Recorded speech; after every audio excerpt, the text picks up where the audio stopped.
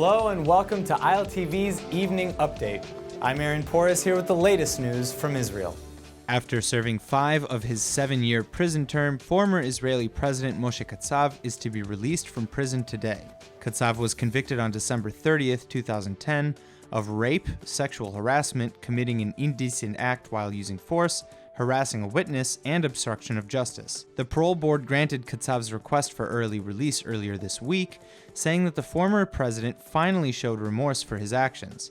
One of Kassav's victims said of the decision to release the former president that she felt Israeli society had reached the edge of the abyss. Kassav is scheduled to return to his hometown of Kiryat Malachi, where he will undergo prisoner rehabilitation programs, as well as a daily house arrest and a number of other restrictions over the next 2 years. All of these things detailed as part of the terms of his release. A 17-year-old terrorist from the village of Beit Surik has been arrested 2 months after he stabbed a soldier close to the nearby Har Adar. The General Security Service revealed that the terrorist had scouted the movement of security forces adjacent to the fence in the vicinity of his house over an extended period of time. He then left his house with a knife on October 15th, and when the security unit reached his area, he attacked one of the soldiers, wounding him in the shoulder. He then escaped, and a massive manhunt ensued. The suspect was eventually captured in early December. The policeman suffered only minor injuries and was taken to Hadassah Hospital in Kerem in Jerusalem. He was released several hours later.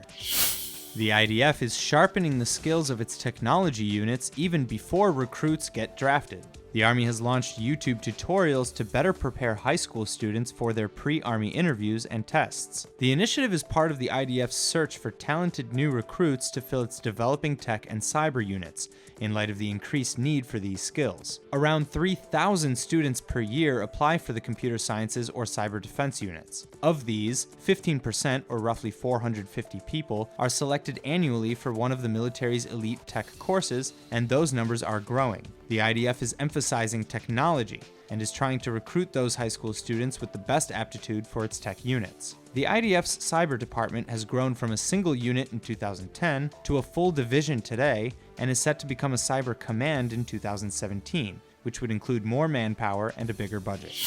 The Knesset's House Committee has unanimously approved a request by Attorney General Avichai Mandelblit to strip Israeli Arab MK Basil Gattas of the immunity afforded to all MKs. Gattas was questioned by police yesterday over allegations that he handed cell phones and secret notes to 2 imprisoned Fatah members. The 15 members of the committee voted in favor of removing Gattas' immunity rights after a meeting that lasted more than an hour. Gattas now has 24 hours to declare that he is renouncing his immunity, or else the Knesset will convene tomorrow to vote on it. If the Knesset adopts the committee's recommendation, the police will be authorized to arrest Gattas. The MK denied reports that he had admitted to smuggling cell phones and coded messages to the imprisoned terrorists. After unanimously approving a request by Attorney General Avichai Mandelblit to strip Israeli Arab MK Basil Gattas of his immunity, the Knesset House Committee ruled that all Knesset members will be barred from visiting Palestinian security prisoners in Israel, except for in special circumstances. The move comes in the midst of the ongoing investigation of Arab MK Basil Gattas, who's alleged to have smuggled cell phones to Palestinian prisoners.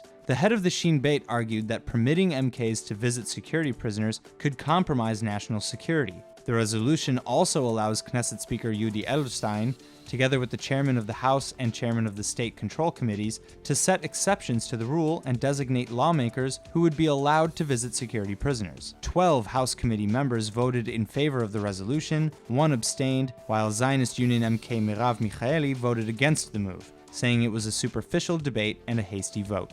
That's all for now. Stay tuned on ILTV.tv for our main daily broadcast playing after this.